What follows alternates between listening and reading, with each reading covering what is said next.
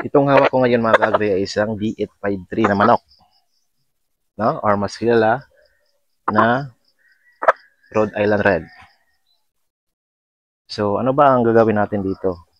So, isi-share ko sa inyo ngayon yung aking pamamaraan dito sa pag-identify na kapag ang isang manok ay isang good layer chicken. Okay? So, paano ba mag-identify sa isang manok na isa siyang good layer chicken? Okay? So, ang gagawin nyo lang mga ka-agri ay titingnan nyo lang yung labasan niya ng itlog. Yan. Okay?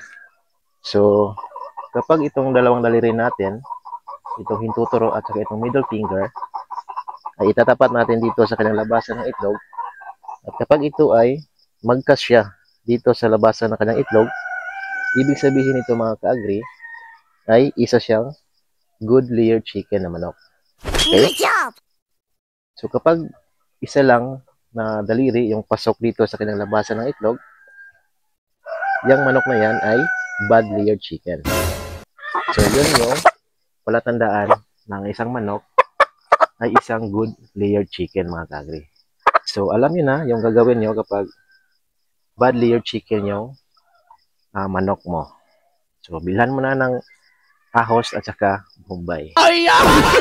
Kaysa naman mag-aksya ka pa ng pagkain sa kanya. Alright? So, itong sa akin dito ay isa siyang good layer chicken.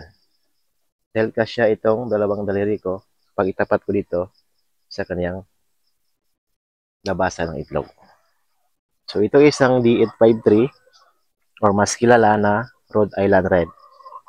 So, production type ito mga ka-agri. So, nag-iitog na ito at nagbibigay ito ng itog sa akin dito araw-araw. At saka yung mga itog nila ay pinagkakakitaan ko na dahil meron nang bumibili sa atin dito at nagpa-preserve ng mga itlog. Alright? So, yun lang mga ka-agri yung tip na may share ko ngayong araw na ito.